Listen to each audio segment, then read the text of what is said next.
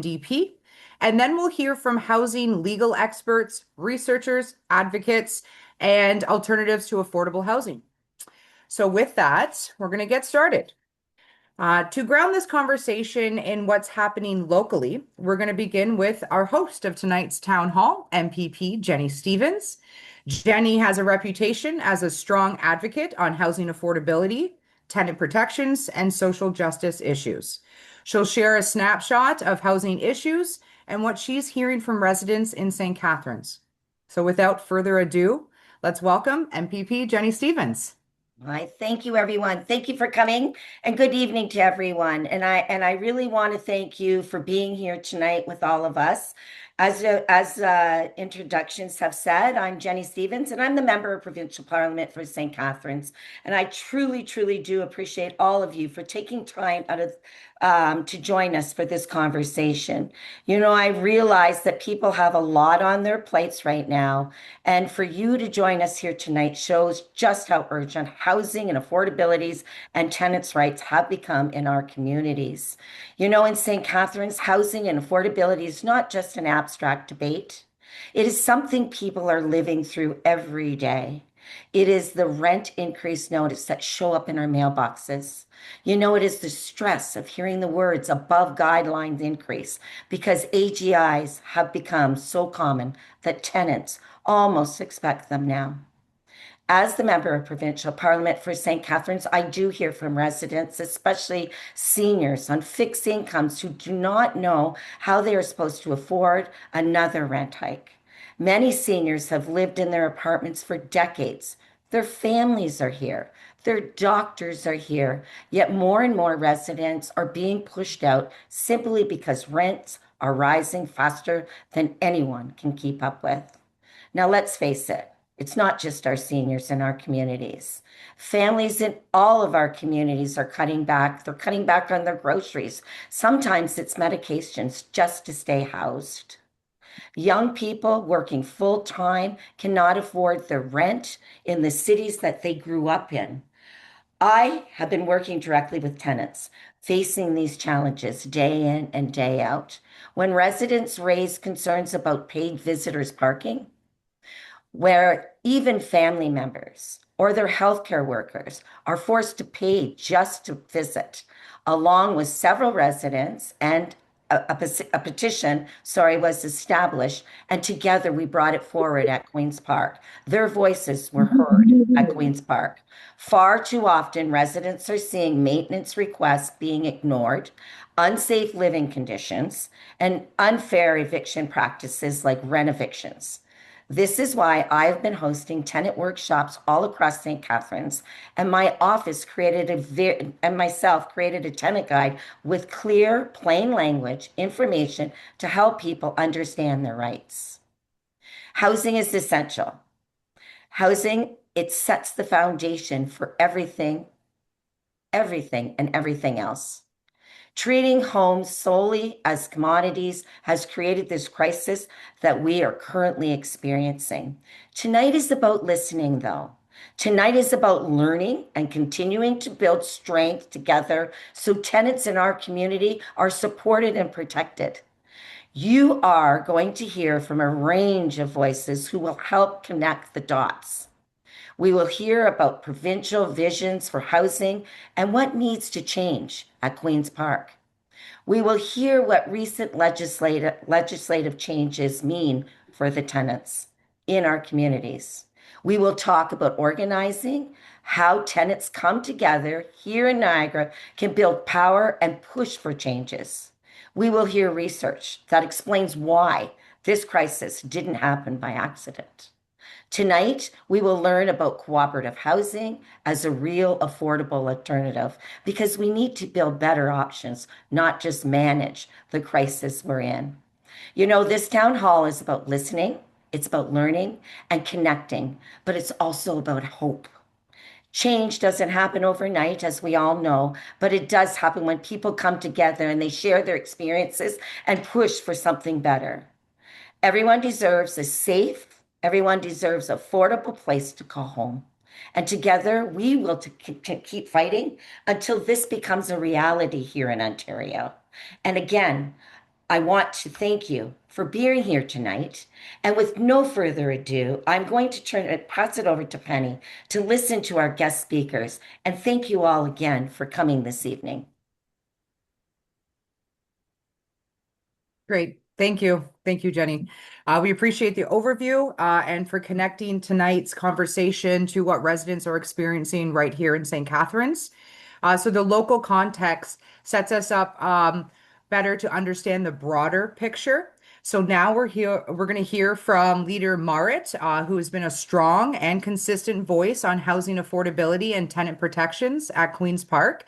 She'll speak to the bigger housing vision, her commitment to tenants and affordability, and what's coming next at the provincial level. So welcome, Mott. Thank you so much. It is awesome to be here. Thank you, Penny. Thank you, Jenny.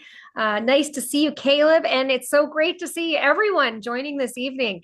I'll tell you just to start that I was just in the summer, I was in St. Catharines with Jenny, meeting with so many residents, talking about housing and rent and some of the challenges that people are experiencing. And so I'm really excited to be here with all of you today because I think this is really the beginning of continuing to do the kind of organizing that needs to happen to make the real change that needs to happen when it comes to housing in the province of Ontario. I'll start by saying that every government seems to understand that they need to be in the business of building housing these days. Everyone except for one, Doug Ford's PCs, the Conservatives. For the last 8 years, and even going back further and further, Ontario has been at the center of Canada's housing crisis. We've seen decades of PC and Liberal governments, and the housing situation has only gotten worse. As rents have skyrocketed and supply has dwindled, more and more people in our province are finding themselves without a safe place to call home. You see it, we see it, from Kenora to Sault Ste. Marie to Barrie to Ottawa to Toronto to Niagara Falls and Niagara Region and St. Catharines. There are almost no cities in this province where the housing crisis isn't on full display. And the government is ignoring it. The government has introduced one piece of housing legislation, like laws, one of those after another, one scheme after another, only to later on just abandon them and then call them unworkable. They cozy up to the developers and the lobbyists, the friends who are profiting off of the crisis, and then they pretend that they're looking for solutions. Now, I got to tell you, I unfortunately, I do believe that government can really change things. I never had a lot of faith that Doug Ford would build affordable housing. Okay. I never had faith that Doug Ford was going to bring back real rent control. But what really gets me is that Doug Ford, a man who likes to talk like some kind of campaign captain of industry, can't even get the private sector building homes in the province of Ontario. And if there was one thing I thought maybe, just maybe Doug Ford could manage, it was certainly private sector housing construction that I think in his mind, he thought was going to maybe alleviate some of the demand on supply. But you know what? He hasn't even been able to do that. Now, the federal government is talking about building housing. Municipalities are getting some housing built. Doug Ford can't even build a bungalow, okay? And of course, we know that just building housing isn't even enough. We have to build homes that people can actually afford. So we believe that we need options for people, co-op housing, affordable housing. We need social housing. The NDP, we are committed to building housing that people can afford, and we're committed to moving people from encampments to safe shelter with wraparound services. We know that the pathway to healthy communities can only be tread on when people have a safe place to call home. When people have safe shelter, then communities themselves become safer. When people have safe places to live, the underlying social determinants of health can be addressed. That means our people stay healthier, our communities become healthier. And when people have safe shelter, our economy grows, it benefits everyone.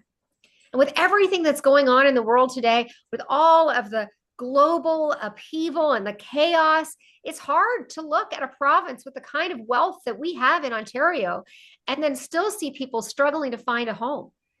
Now is the time to fortify those supports, those social supports, and ensure that we can outlast all of this instability. The least we can do is take care of people here at home. And we can do that by making sure that they have a home. It is the first step in making sure that we are building an Ontario that works for everyone. Now, I want to say that people are saying the world order has changed. Well, let me say this. Let's ensure that it changes in the right direction. Let's bring back rent control. Let's build homes that people can afford. Let's support our cities, our municipalities, and nonprofits to build the housing we really need. And let's make sure that people are able to keep the homes they're in, which was something I heard a lot of last summer in St. Catharines. Let's make sure that people who have been seeing these above guideline increases over and over and rent evictions and dem evictions, let's stop all of that. Let's protect people. Let's protect tenants so they don't lose their homes. Let's create more options for families. Let's create options for seniors where they can live in affordable housing and have, sustainable options so that young families also have options and alternatives.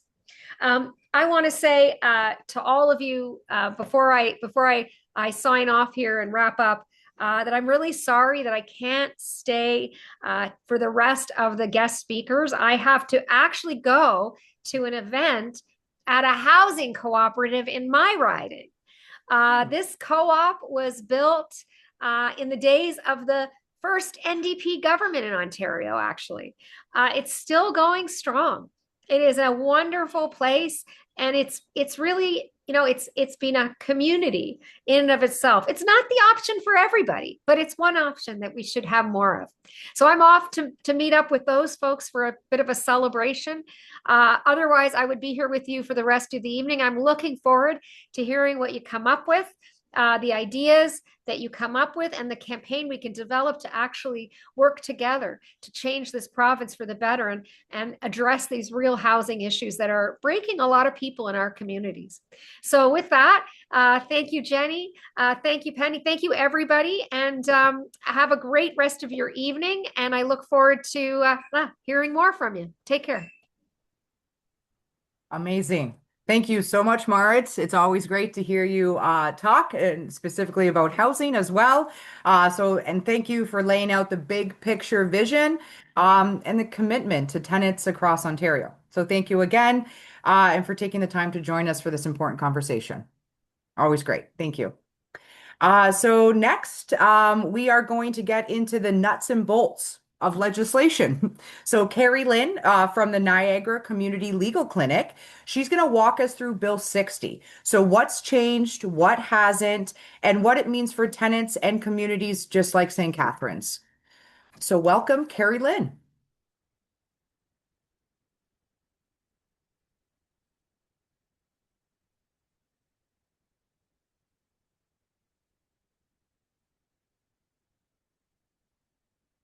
Just getting that slide deck.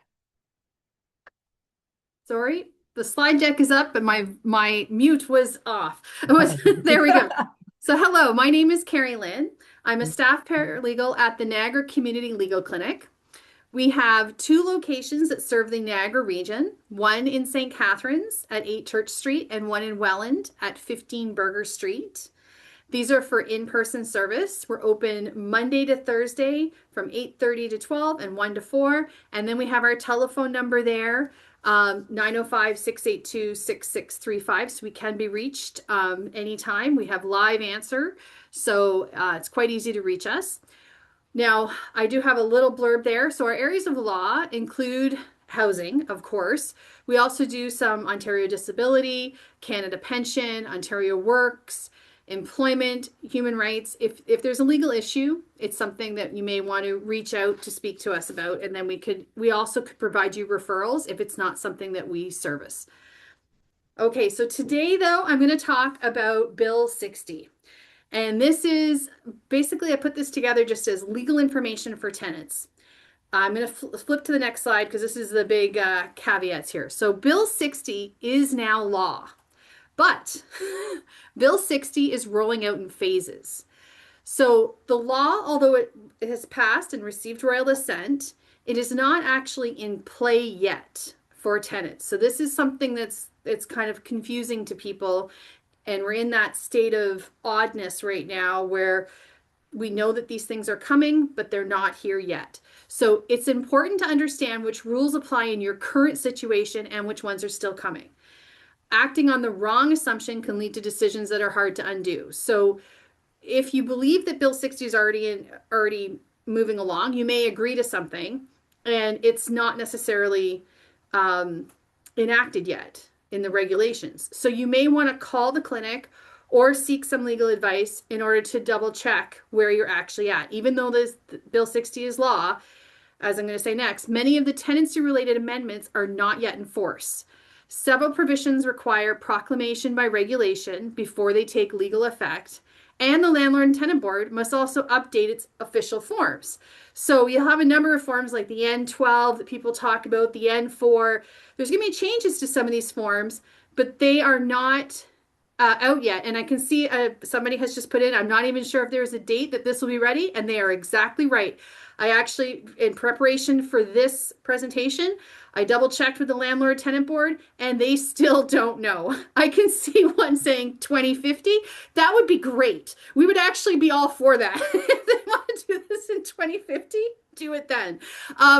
Because we're not huge fans of all of these changes. So the longer they take, we're fine with it. But it is technically law. That is true. But it is not, yeah, Sinead's just put never. We're all for it. So we are at this stage though where these are coming in and they could come in at any time. So it's important for a tenant to be aware of these changes that are coming and that they could affect you. But it's also just as important to be aware that they are not in place yet and that you need legal advice very quickly to find out where you're at in your current situation wherever this is happening. So if you get an N12 a month from now, it could be different than right now. So that's something that you want to know. If you get an N12 right now, give us a call. We'll make sure as to where that's at this point.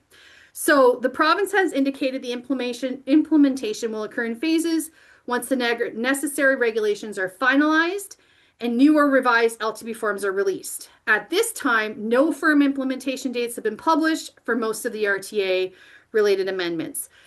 Important for you, somebody's asking what's an N12. I'll just explain. We're going to go over some forms as I move through this, so it'll become clear as we go along. What's important to know at this particular point in time as these changes are coming into play is that you keep clear records and you stay informed, because that's what's going to give you a strong position. Bill 60 is evolving, and understanding what is active and what is coming helps you protect your rights and make confident decisions. It will continue to roll out in phases, and the LTP forms will continue to be updated. We do know that that is going to happen. Well, we anticipate that that is going to happen at some time, but we do not know when exactly that will be happening. So I'm going to go over a few things that are going to change, and this might help you explain some of the forms. So this is notices of termination, something that has changed in the law under Section 43.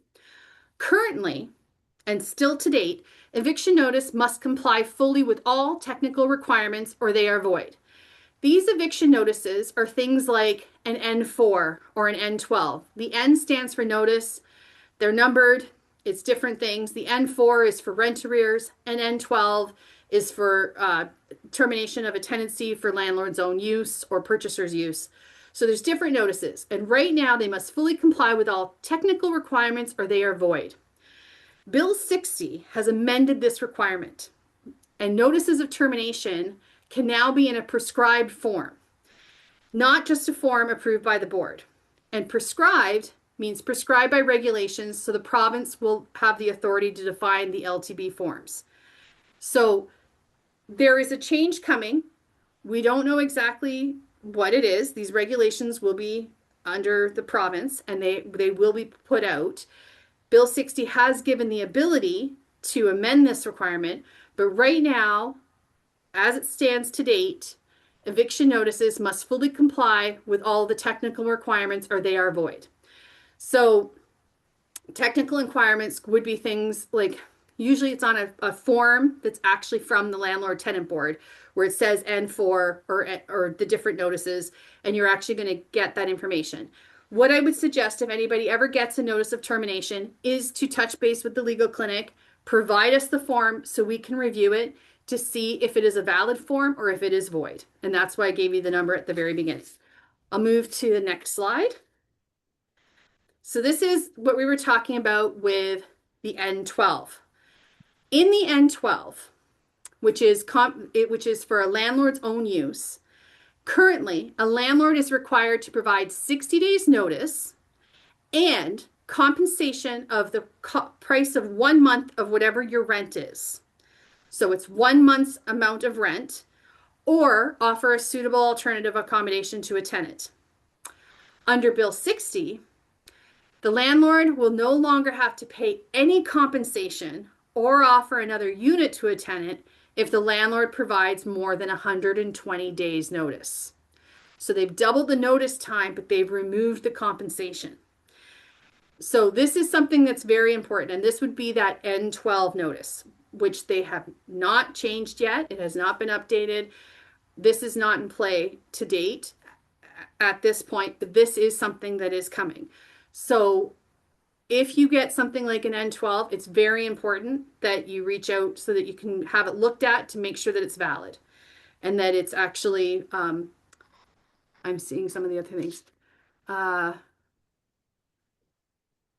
Yeah, I can't understand what that was saying, but it's very important to note that right now you need to have the 1 month of rent paid to you before the termination date that's written on your notice, or else that notice could be void, is likely void. And sorry, I will move to the next slide. I think she already has. Perfect. Next, we are looking at non-payment of rent. This is when you get that N4, and if you haven't paid your rent and there's rent arrears, you would typically have 14 days, or you currently have 14 days to pay the arrears prior to an application being filed at the landlord and tenant board. Bill 60 has reduced the time for a landlord to file an application to 7 days after the N4 has been served on the tenant. Now, this is important because if they file with the board, then the landlord is able to also apply for the filing fee that they have paid to file to the board, which adds another almost $190 to whatever you owe. So rather than having the 14 days, people will now only have the 7 days. So, and this is tough because when you're trying to get that money together, you want to get it together, but you need as much time as possible. And having it from 14 days to 7 days is a real hit. And it's going to cost people almost $200.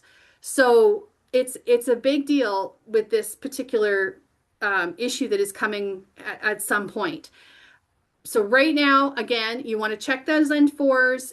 They still have the 14 days. If you do receive an N4 in the near future, before these forms have changed, it is 14 days. So you have that amount of time. But this is something that is going to be changing in the very, from our understanding, the short-term future. Next one is section 82. Okay, so currently at a hearing for non-payment of rent, because after you've done this, you've got a hearing, you can bring up any issue that could be subject of an application on the day of the hearing if you have given the landlord and tenant board advance notice in writing, or if you can explain why you were unable to provide the advance notice. That's up to the adjudicator whether or not they allow that to go forward. It's best. Our legal advice is always give the board and the landlord advance notice of any what we call Section 82 issues that you want to raise at the landlord and tenant board for a rent arrears issue. This can be done currently. And you can also always file tenant applications. That's separate from the Section 82. So there's the two different things under tenant issues. So you can file tenant applications, but this is if you have rent arrears and you're going to a hearing and you want to raise some concerns that you have, and you give the advance notice, and you're able to do that. Bill 60 is adding a requirement that tenants must pay 50% of the rent arrears claimed in the landlord's application when it was filed prior to them being able to raise these Section 82 issues at a hearing. It also eliminates the option for any tenant to raise issues on the day of the hearing unless advance notice is provided, showing at least an intention to raise those issues. So if there's been nothing provided beforehand at all, they won't even hear them. Well, right now, you'd be able to bring that to the adjudicator and they could make a determination as to whether or not those could be heard the day of the hearing. This will stop that practice from happening, and they will have this 50% of rent arrears claimed in the landlord's application will have to be paid prior to the Section 82 issues even being able to be raised. So it's going to be quite a change at the landlord and tenant board in the near future. We can see. It's good to know we're getting this information in advance. This is why we're here today, to try and understand these things. And as Merritt was speaking, I do have to say, because I felt like I'm going to be such a Debbie Downer after that hopeful speech. I thought, wow, they've gave me the really happy stuff to tell everyone. But these are things, it's better to be prepared with knowledge rather than to have these things come to you without any information. And I want people to know that we are here so that we can look at these things to see what, if it's actually following the legislation at the time that it's in play, because right now nothing has happened. None of these things are in play at this point, other than the law being passed. Okay, the next one is power to review, Section 209. Currently, parties can request that the LTB review a decision if it contains a serious error or if the party was not reasonably able to participate. Something was off on my slide. So if the party was unable to reasonably participate because they were in a car accident or something happened, then that would be something where you could ask for a review of decision. Or if the decision contains a serious error where the adjudicator hadn't looked at something or something had happened, it's a serious error, they could do that. This was for 30 days. You had 30 days. Something's definitely missing on this. You had 30 days to apply for this request to review. Bill 60 has reduced the time to challenge an LTB decision to 15 days unless an extension of time is requested and granted.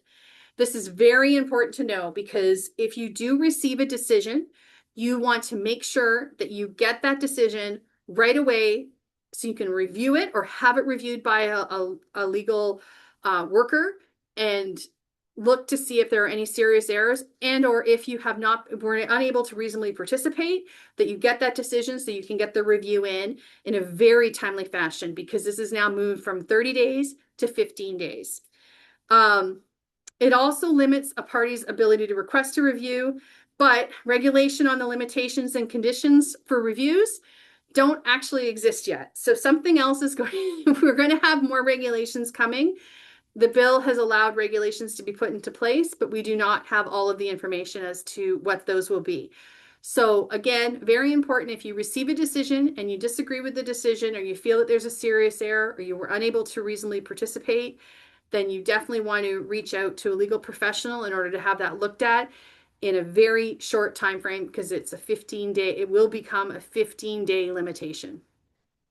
Okay.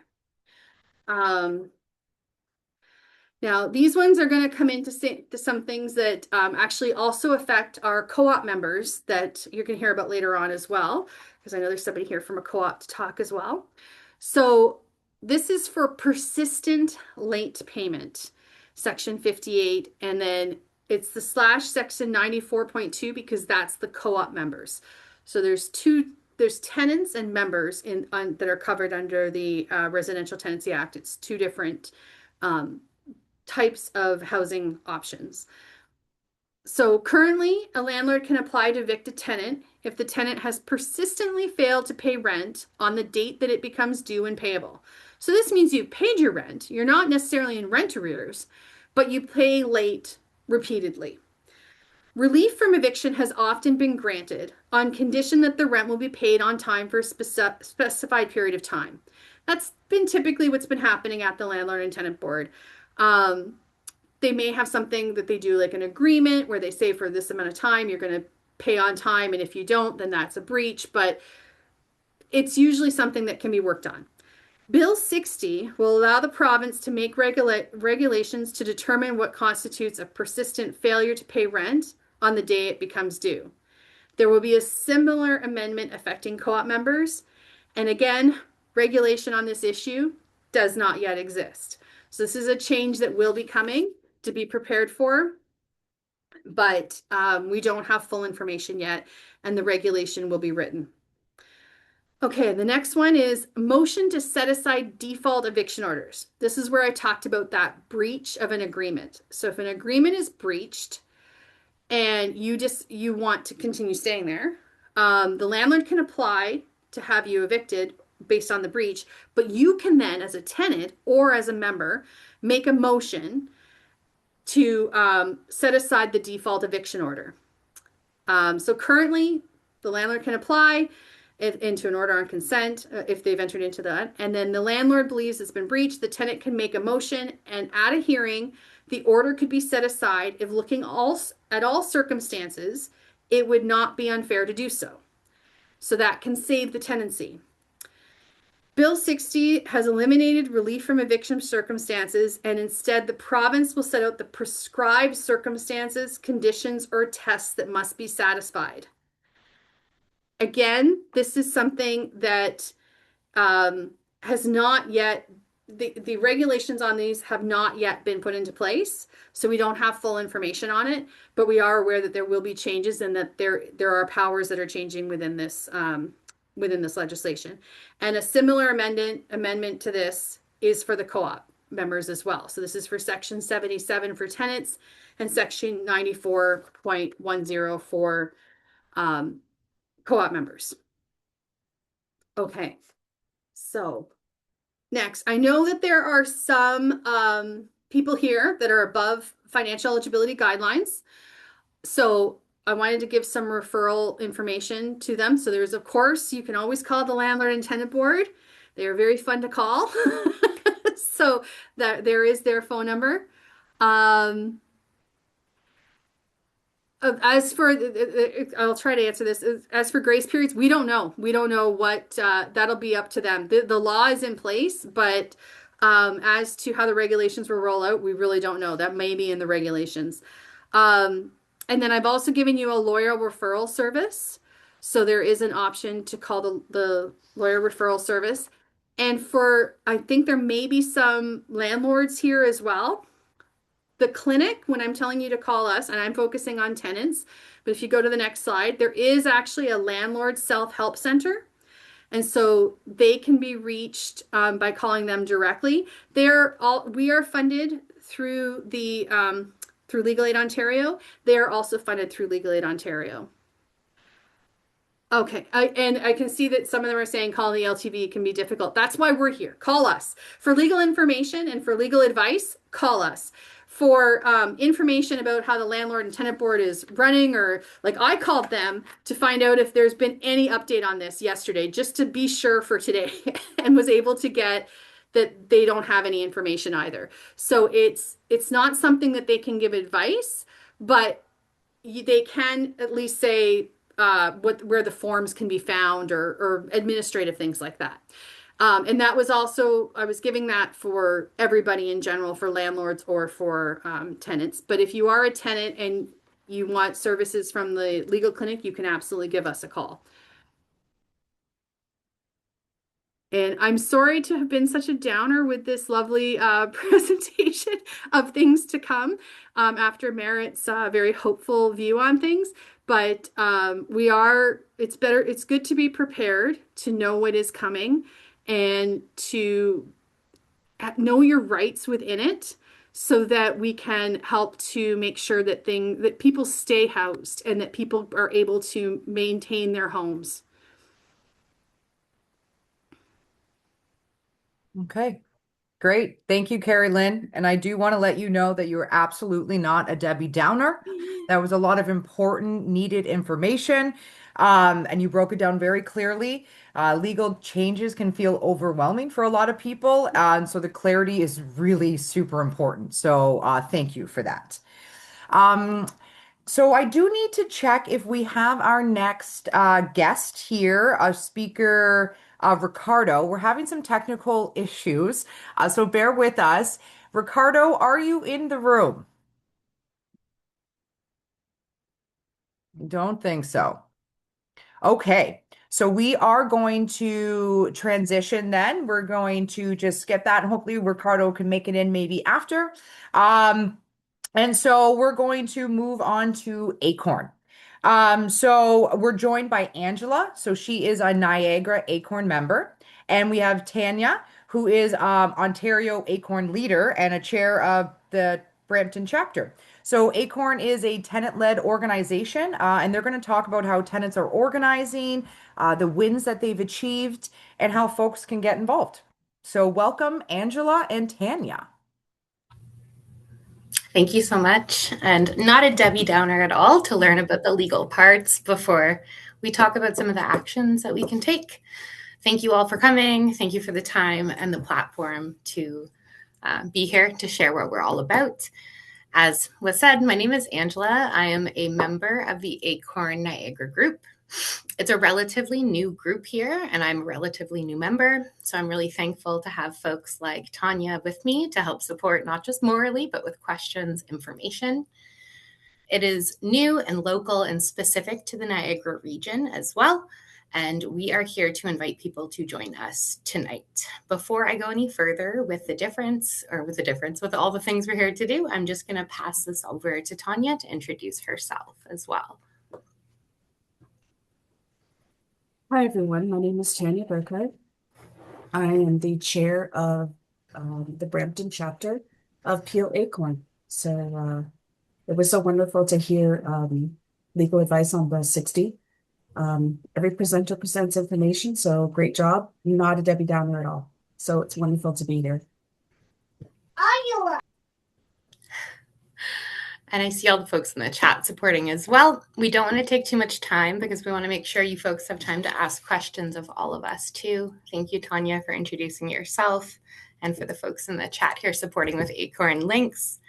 So to give you folks a little bit of a rundown on what we are and what we're here to do, we are a community-led group, and we are here on a local and a national level. And we really believe in the power of people here to fight for positive change. We do focus a lot of our time on affordable housing, which is why we are in this town hall with all of you folks. We do a lot of work with disability rights, predatory lending, things like bank NSF fees, et cetera, et cetera. We have been around here in Canada since 2004, and we've been winning some pretty big battles. I'm sure you've heard of us maybe in the news, but we've been able to grow our organization to over 120,000 people in Ontario, 188,000 plus across the country. And we're really, really excited to have a local chapter here in Niagara to grow those numbers even more. We do have 24 neighborhood chapters organized in 10 cities. And we do have some pretty huge wins that I think you may have heard about, like the NSF fees coming down to $10 starting in March. That was a huge, huge program that we pushed for. We also were very visible when we had the Bill 60 non-participation from the community when we were in sitting. And we have been able to help a lot of tenants win fights in their buildings for repairs, for things like rent eviction. We push for subsidy programs for low-income folks as well. And we're here as members and as member-driven organization. We really believe in the power of people over profits above all else. We do come from all over Canada. We come from all over Ontario. And we do have remote meetings as well as in-person sessions and conventions to join us with. And that brings together a huge, diverse population. We are low and moderate income participants. We are people who come from varied backgrounds culturally, economically, and we also just come from all different parts of this organization, and this beautiful community that we're here to serve. What unites us is a lot of the socioeconomic factors that influence what's going on in our province, and especially with affordable housing. And we are here to also ask for support from middle and upper class folks. You're more than welcome to join us. I just want to be really clear that we're really advocating for the low and middle income classes. We really think that there's only two ways that you can enact change in the world. One of those ways would be with a lot of money, and one of those ways would be with a lot of people. And as we've stated, we're low and moderate income focused, and we are here all about the power of the people, the power of numbers. We believe that can make a huge change here, and that's why we are here helping to educate y'all about what you can do to join us as well. And I love seeing in the chat, do we have a phone number? So please join us. We'll make sure you get that information there. If you're not quite sure yet, we'd like to share with you folks the 8 main guiding principles of our foundation and hope that they align with some of the things that are top of mind for you. And those key principles are what we really strive to fight for when we go up against these huge lobbying groups and these massive political forces with the funding that we do not have as the lower and middle income folks here across Ontario. So the biggest thing that we're looking for is growth. Growth in numbers is how we are going to continue to win these fights. We are here to be self-sufficient as well. So unlike what we've heard from leaders, we are not getting money funneled to us by any kind of radical groups. We actually pay dues as full members, which means that you have a full voice to also speak on what we work on. And that is how we've determined our campaigns in the past. And that is how we ensure that people from all levels of our community are able to speak with us. When we talk about self-sufficiency, we really like to say that whoever pays is the one that is going to write the agendas for our sessions, our meetings, also things like this when we get to come and talk to the community. So we're really invested in making sure everyone has a say. We also are all about coordinated autonomy. We want to make sure that you folks feel connected at the local level when you're part of ACORN, which is why we have this new chapter in Niagara. The folks that I ran into at an event that were pushing ACORN or asking people to join, it was the first thing that I did, was reached out to their organizer, learned a tiny bit about what they were up to, and immediately was into it with them. Because of this, at the local level, we get to develop the bonds that then can reach out to remote organizing as well as provincial, national, and just so you'll know, ACORN is an international organization as well, and we have a presence all over the world in the bigger picture. But it all starts here with these small kind of groups. The issues that we are here for are usually the ones that make people angry, because things that become issues are the vehicles to build change. People don't usually care about things until they affect them directly. And I really hope that changes in the future. But there's not a single issue that we are completely stuck on. Whatever our membership brings to us, that is what we want to be looking at. And that's what we're going to put our power behind. Low and moderate income folks tend to have a lot of overlapping issues. So we do tend to see quite a bit of that come together. But we're here to listen, as well as try to put our collective power behind whatever issues our members, our allies bring to us. When we do talk about action, we talk about numbers, we talk about issues, we want you to know that we're not just here to talk. ACORN gets results, and we do things with action inside of it. So we do protests and marches and rallies. We do flyer campaigns, calling campaigns. We attend meetings like this with stakeholders and community members. And we really want to make sure that there's visibility, but that there's more than just the words here with us. Leadership is not a singular entity, so it's shared. We're here to build leaders, to foster leadership, and we really believe in helping each other grow into those positions of power.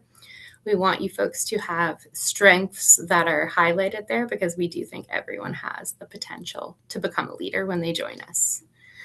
And because we are this community-led organization, we are also an organization that belongs to the members. So we are grassroots at the core. We are owned by our members. We do not answer to any one higher power. It is the membership that makes these things move forward. It's democratic to a T. We have elections. So if you plan to join us in Niagara, we will pass the information on for leadership elections. They have not taken place yet. We want to get everyone involved who's invested in that first before we hold these fully. And once members pay dues, then they're able to push priority issues by voting with their votes. They pay their dues, they have a vote, and they have the same equal say. We're also extremely, extremely excited to know that we have staff organizers and separate entities that take on a lot of that work. Some of them are here in the chat with us today, so thank you folks for being here with us to support. They'll put their contact info for you as well. I think it's probably already up in the chat. So if this is something that you are passionate about, please join us. And we also want to highlight the work we've done just quickly before we pass this back off about Bill 60. Not any legal advice. That's not where we sit, but we do have a strong voice when it comes to Bill 60. Tanya, I know, was in legislation speaking on it previously. I know I saw that. And we've also had a lot of extreme response to what the Ford government pushed through. So when they announced Bill 60 in October, they were looking at all of these factors. You've seen a lot of the information from our presenter before me. And we knew that it was going to make a problem for tenants that would be looking to either be renewed in the lease or pushed out through evictions. This is taking the power away from the tenants. And that's what we're here to try to switch back. So we crashed the House of Representatives. You can see the videos online. And we were able to have the ACORN members up there. Wish I was there myself, but I wasn't part of this organization there at that time, shouting out the people over profits chant that went all over the news and made it into the New York Times even. Keeping up with having this accessible, we also had an online action alongside this. So not only were we there in person, but we were also getting signatures. So we were able to bring 23,000 signatures to the housing minister and their parties, and they did walk back the fixed term lease aspect of Bill 60 following these actions. It's because of the numbers of people and the power behind the tenants across Ontario that we've been able to do this. This is not one person. This is thousands of people and signatures and in protests and in papering and flyering. So there's a lot of power behind the numbers. The momentum that this created for ACORN was massive. We were reported on the New York Times. We were all over the Canadian news. We were heavily featured positively and not so positively by some of the political parties when they're speaking about what we're here to do. And that's absolutely great. And because of that, we've had a lot of people join us. That's where the Niagara chapter got some momentum as well. We're here tonight to really invite you folks to join us as well if you feel this is something that really resonates with you and you want to have a voice in what's happening in our community. And you really want to make sure that low and moderate income people not only have a voice, but have more of a say in what's happening in our country. We're organizing and trying to organize more and more as future problems come up. But right now that focus is Bill 60. So we are really, really hoping that we're able to continue the fight. It's not fully enacted yet with the forms, but it is law, as we learned from our legal rep. So we want to make sure that we are pushing at this time to get things in place like a provincial rent grant program, which actually helps pay landlords as well as keeps tenants safe. Happy to speak on that with other folks if we have questions afterwards.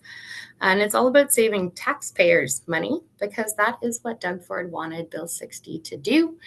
But it's also going to be helping our landlords make sure that they get paid at the end of the month each time as well. There is nothing that's more expensive than what the situation we're in. Homelessness is not something that costs less as we get worse into this. And really, really looking around, what brought me to join ACORN was moving back to the Niagara region after quite a few years living outside of it and just seeing kind of the place and the kind of downturn that had taken place here really pushed me to join this great organization. And I really, really, really would like to hopefully have some of y'all join us as well. And I'm sure the rest of the organizers feel the same. We'll put petitions in the chat. We'll put ways for you to join us in other Zoom meetings, contact emails, anything and everything that we can do to hear your voices and make sure that the people have a say in what's happening in the future of Niagara and the future of our country together. So please, please, please consider joining. Check those links out. If you're a low-income worker, renter, we really, really want to hear from you, but we want to hear from all of the stakeholders involved. We do want to have open and good conversations about this that help us change. And being this close to forming the chapter, if you're interested in the leadership position, any of that stuff, please, please, please consider coming with us as we continue to grow, because the resistance to Ford, it needs to be just as strong as it has been in the past. And that's my piece. I know we were asked to hold questions for after, but Tanya, if you have anything to add on to that before we pass it back off. Thank you so much for the time, y'all. It's so great to see this turnout here.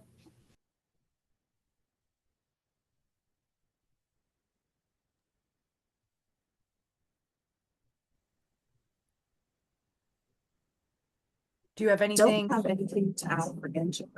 Obviously, the questions will be at the end. Yes. All right. So then we will wait for those questions till the end. Thank you, Angela, for that. Thank you for sharing more about ACORN and the momentum here in Niagara. We really appreciate that. Thank you so much. So our last guest speaker is Doug Snyder. It's another important part of the housing conversation. It's thinking about alternatives. So models that put affordability and community first. So we are pleased to welcome Doug Snyder from the Golden Horseshoe Cooperative Housing Federation. And he'll speak to us about cooperative housing and how this approach what it can offer for communities like St. Catharines. So welcome, Doug. Thank you, Penny. First, I do want to thank Mott and Jenny and the entire team at the constituency office and up at Queen's Park for putting this town hall together. I think it's something we need to do more of. Housing is a continuum. I know we all have our own sort of little areas that we work in, but the affordability crisis affects everyone. Even we know how many luxury condo projects are being canceled because they're no longer viable, right? So anyhow, thank you for having me. And it's Cider. There's no N in my name. Sorry, I Penny. apologize. Yeah, the team. That's okay. I grew up being called Apple Cider and Schneider, like either the trucking line or the prepared meats company. So anyhow, my name is Doug, and I'm a proud co-op member in St. Catharines, but I'm also the executive director of the Golden Horseshoe Cooperative Housing Federation. That is a mouthful. But our organization is a nonprofit cooperative that exists to provide education, governance advice, and advocacy at all levels of government to the 50 housing co-op members that we have. So there are 50 housing co-ops in the Hamilton and Niagara region that are members of our organization and receive the education, advice, and advocacy from us. That equals just over 3,000 units of co-op housing, about 9,000 people. So essentially, we've heard a lot about basically either for-profit rentals under Bill 60 or nonprofit housing as well is really heavily covered under Bill 60. Cooperative housing exists under the Cooperative Corporations Act. So much of the Residential Tenancies Act does not apply to cooperative housing. It only really applies at the very end if there is an eviction. And hopefully that's less and less common because in a housing co-op, the people who live there are actually members of the corporation.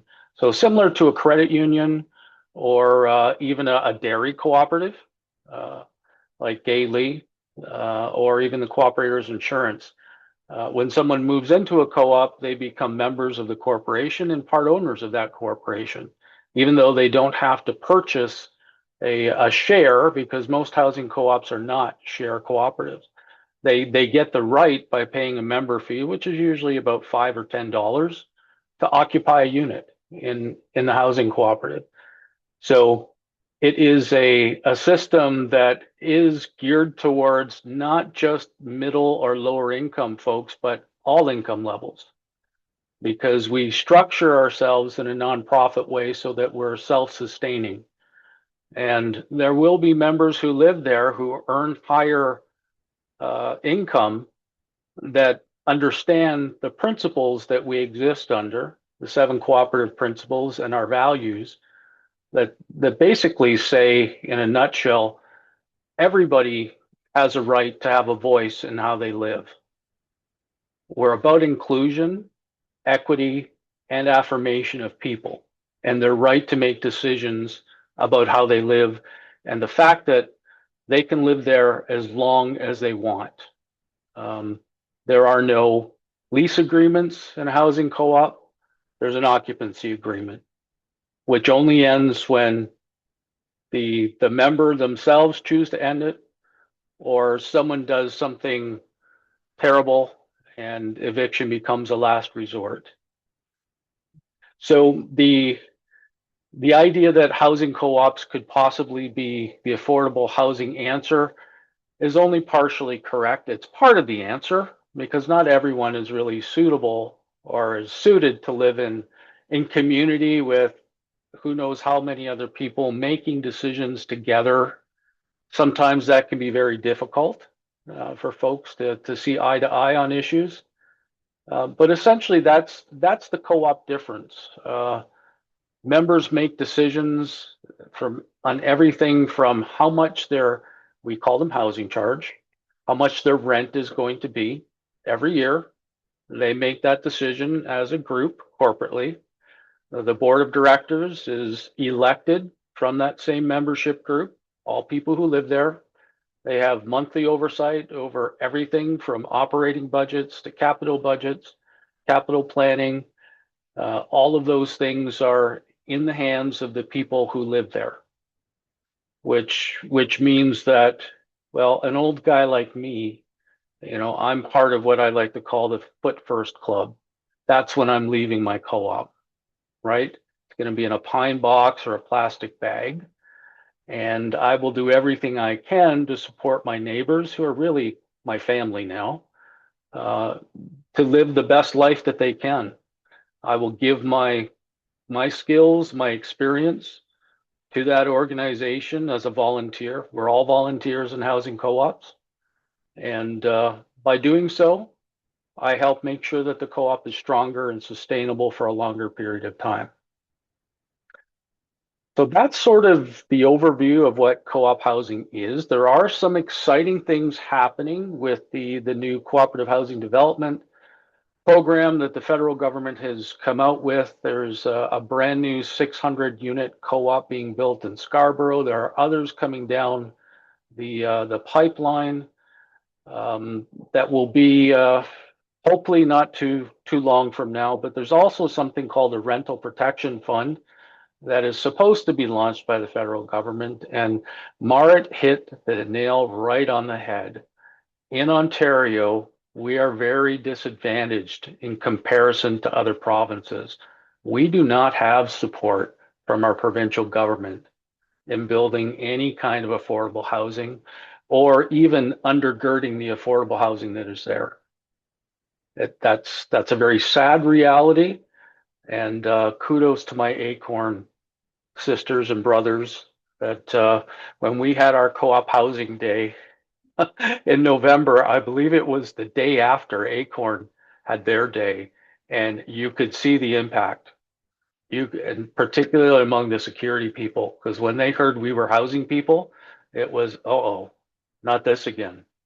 But I do want to give kudos to all of the groups here who have been fighting for the rights of people to be, as one politician puts it, masters in our own homes.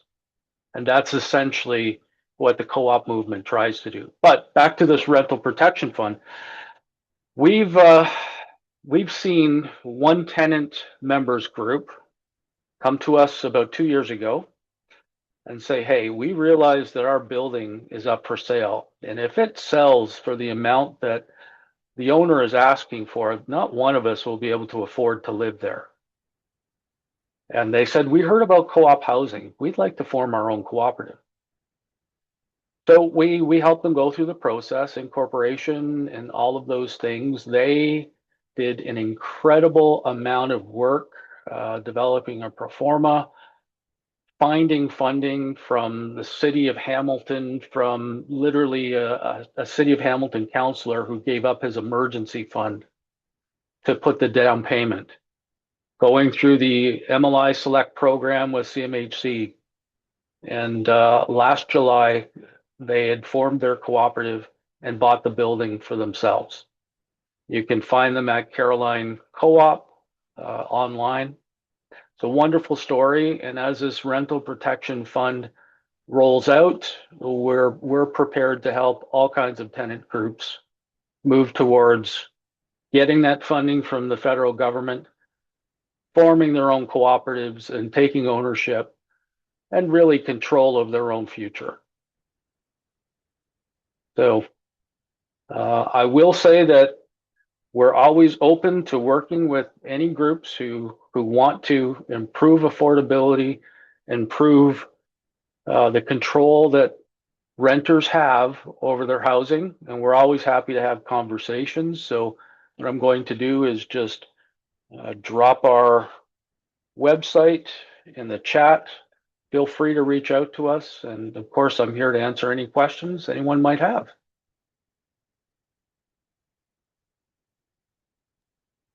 Awesome. Great. Thank you, Doug Sider. Thank you for sharing all that information. And again, with sharing the website in the chat, I hope that more people do reach out. It'd be great. So for everybody, this kind of brings us to near the end. So we are now at question and answer time. So again, I want to say thank you to all our speakers for sharing your knowledge, your experience, and your commitment. So just a few quick housekeeping notes before we get started with questions and answers. Please keep your microphones muted unless you are speaking. Feel free to submit your questions to the chat feature below. And the team is going to do their best to get through as many questions as possible. During the Q&A, you can also use the feature on Zoom. You can raise your hand and we will try to track who has raised those hands in order.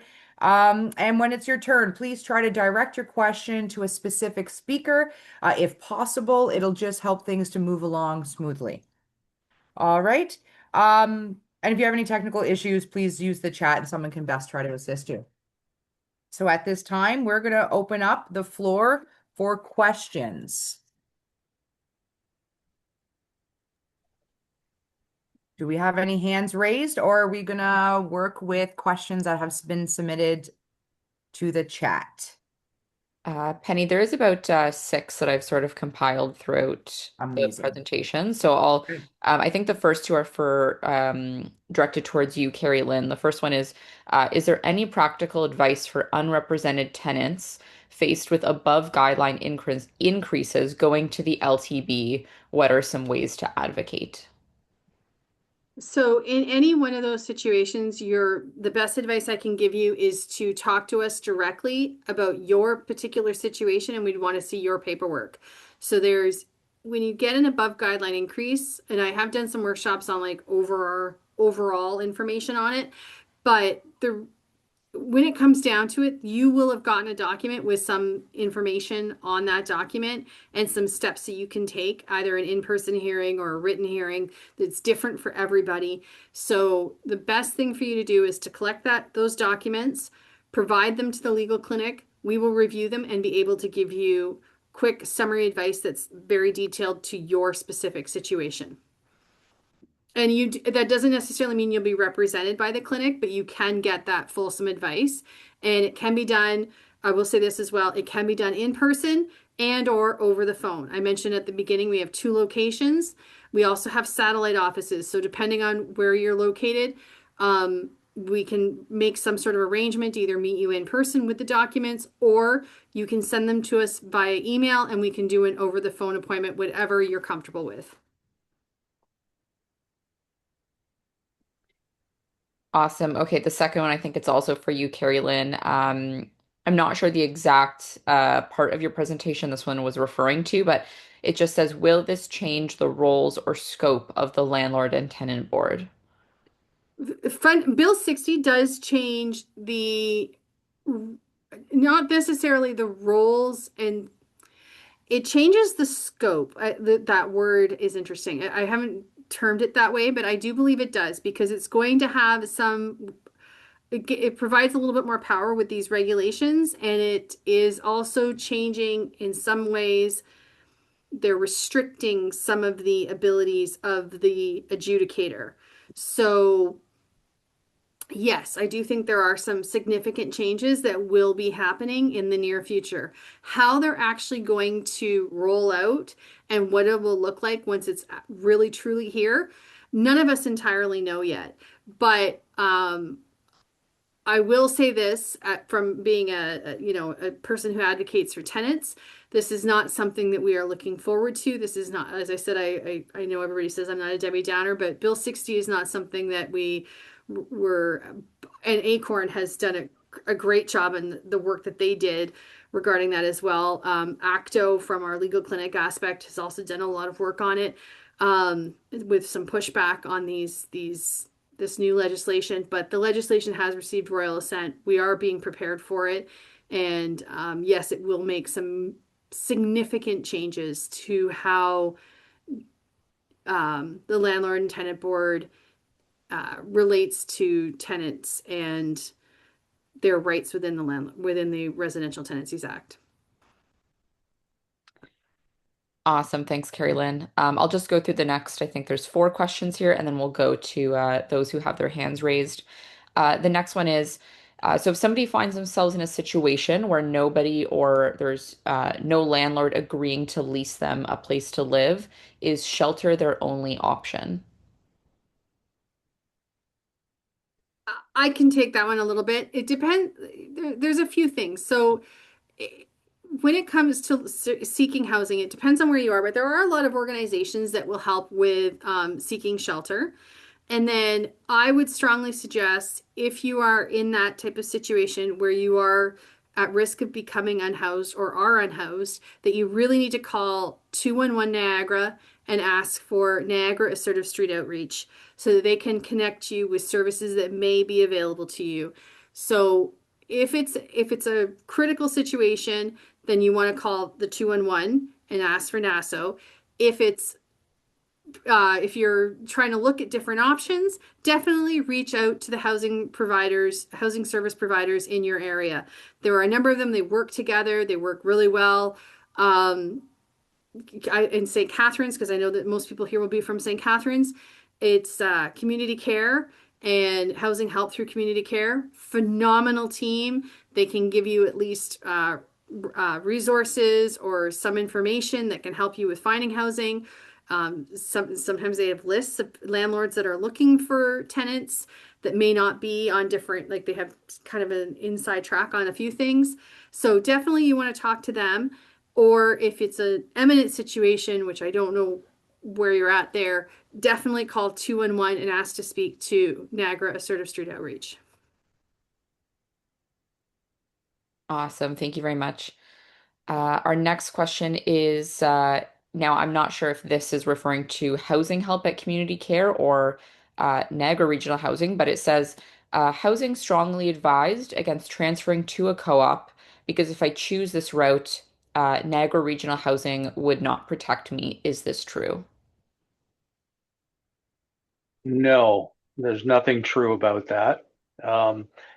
There are different kinds of co-ops, though. There are federally funded and organized co-ops, and there are municipally funded organized co-ops under the HSA. If they're thinking about going to a federally funded, it would not be under Niagara Regional Housing. So there is that delineation between the two different types of co-ops. Will you not have yes, you have protection under the Cooperative Corporations Act, which is, dare I say, greater protection than one has under the Residential Tenancies Act.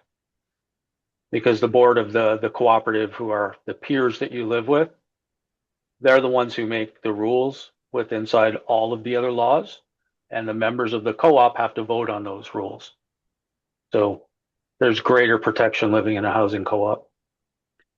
I was going to add to that as well. There is no protection from Niagara Regional Housing. The protection would be under, if as a tenant, the Residential Tenancies Act, or as Doug said, a co-op has its own protections. Yeah. So I think I don't, and I can say from our community, that definitely there are people that live in co-ops that are also subsidized through Niagara Regional Housing, and they are protected under the act. Yeah, so there isn't, but Niagara Regional Housing itself doesn't offer any protections, but they do offer subsidies to people who live in co-ops. Yeah, so there are 28 cooperatives in Niagara that are under Niagara Regional Housing and are provided subsidy, rent geared to income subsidy, other subsidies as well. Do they protect the people? No, absolutely not. They provide subsidy.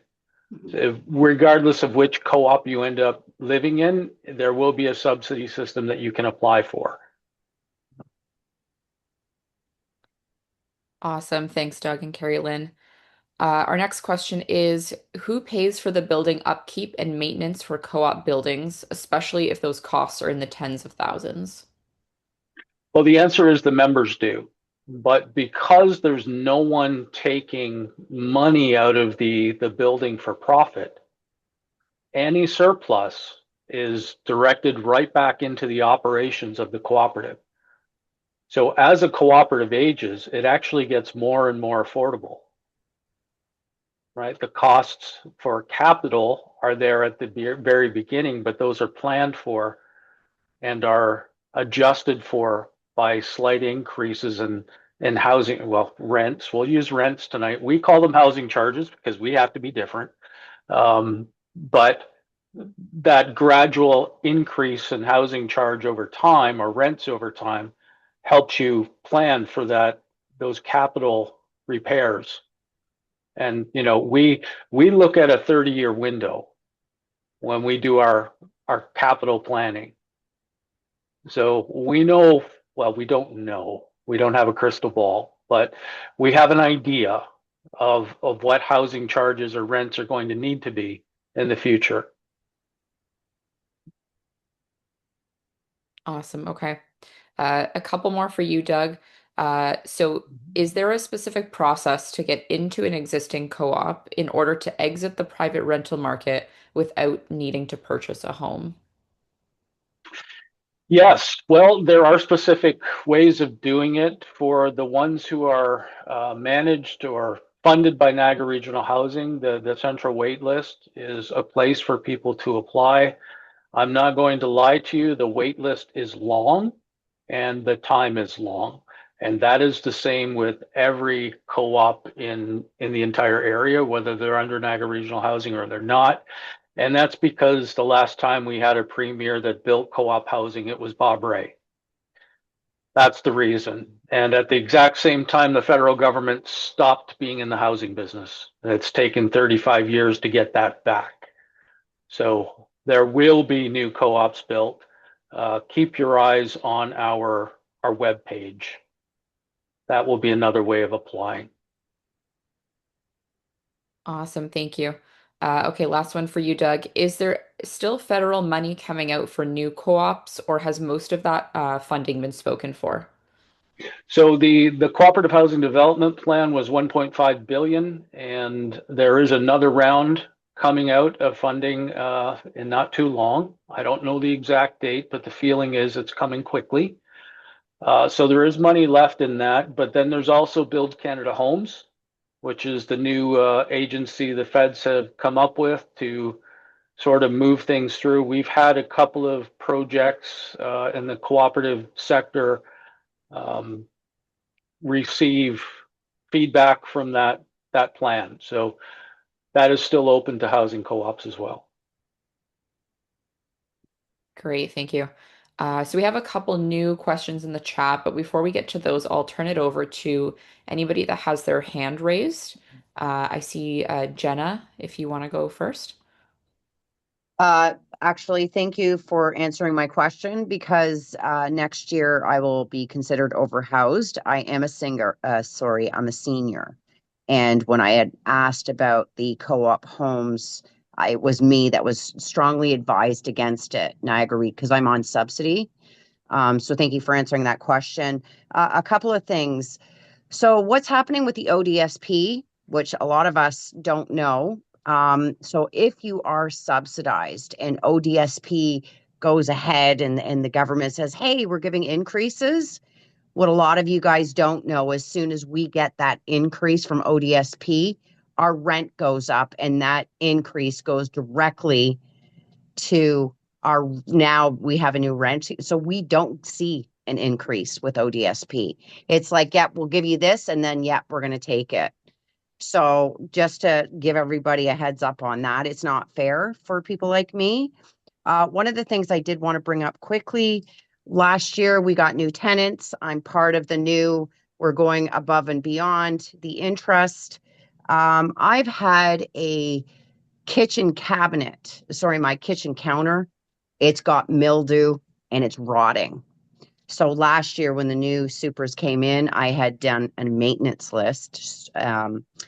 They've since taken out the maintenance lists for reports for services to do to our building, and it's coming up to a year, and my countertop is now bubbling. There's mildew underneath, and it's rotting. So because I'm a tenant with no rights, because Niagara Regional Housing, I'm under them. So I am the leasee. They are the leaser. And so I need to know how to get this done because nobody's fixing anything here. And now they've pulled that maintenance list. So I would suggest you do call the legal clinic so we can talk to you one-to-one and get some information specifically from that. I am confused as to what you're saying about the lease and leasee and all of those things because we have many people that are subsidized as under Niagara Regional Housing, but they are absolutely tenants. So there's different, Niagara Regional Housing has a number of different ways of having subsidized units. We just talked about some being in a co-op. There are not-for-profits. There are regular tenancies, and then there's living under Niagara Regional Housing. I'm not sure what your situation is. We don't need to get into that specifically here, but your best bet is to call the legal clinic, 905-682-6635. It is live answer from 8:30 to 12 and 1 to 4, or come into one of our locations and speak to the reception. They will make you an appointment. As I said before, it can be by phone or in person. We're pretty accommodating. And we would want to look at your documents and your lease in particular, but definitely I have never seen anybody where they're not like in a co-op. That's the one place is when you're a member and you have a maintenance concern, then and it's a subsidized unit or a non-subsidized unit, then you go to the co-op board as your maintenance request, and they have their own process that's in their bylaws. If you're governed under the Residential Tenancies Act, then you go through the landlord tenant board and you file a tenant application. So you have some different ways that this could be done. That's why we would need to see your documents and understand what your specific situation is. But it'd be great to have an appointment, and you can definitely call us and we would talk one-to-one with you. Absolutely. Thank you. I'm not in co-op yet. I was told not to apply for co-op when I'm overhoused. Right now, I'm in subsidy in a building. It sounds yeah, like so you would that's be under the issue I'm Residential having. Tenancies Act, and that we would just need to see those documents and go from there. Perfect. Thank you so much. I appreciate it, guys. Thank you. Absolutely. Okay. Great question so far, but we are running out of time. So we do have time for one more question. I believe we have someone with their hand up. Sinead, did you want to ask a question? Sinead, no worries. So, yeah, no, I just wanted to say everyone did a great job. I'm actually a tenant advocate here. I work with Keri-Lynn, and I just wanted to say something to Mr. Sider. Great presentation. Love co-ops. Love the work they do. I just wanted to, you mentioned, you said in your presentation that, there's only two ways, if your membership, if a member decides to terminate the occupancy or they cause problems. And I just wanted to remind the potential co-op members or, that ultimately, yes, co-ops can terminate the occupancy rights of co-op members, but ultimately they still have to go to the LTB and, have their day in court. And my one plea to the organization that you run is that part of it is education. And I would really like to see some of the notices or letters sent out to co-op members about their, upcoming co-op meetings. You have a meeting, that could lead to your eviction. I find that misleading, and I wish that would be taken out, just because ultimately, yes, they can terminate their occupancy right, but ultimately they still have the opportunity to get legal advice and assistance and have their day in court at the LTB. Thank you. Okay, great. Thank you. I appreciate that clarity. And I will say, so we are going to be closing up, but I do see that there's a lot of good questions still out there, or if you haven't had a chance to ask a question, we encourage you to reach out to our office. Please feel free to email us, and we'll do our very best to answer those questions or direct you to the best person suited to answer that question. So I'm going to actually pass it back to MPP Stevens, Jenny over there, if she wants to close out the evening.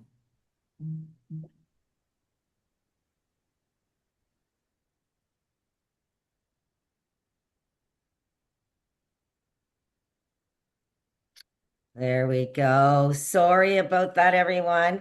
I used to be a pro at Zoom, and then now we're in person. We did the 3D thing now. So, but anyways, wow, what great questions you guys all had this evening.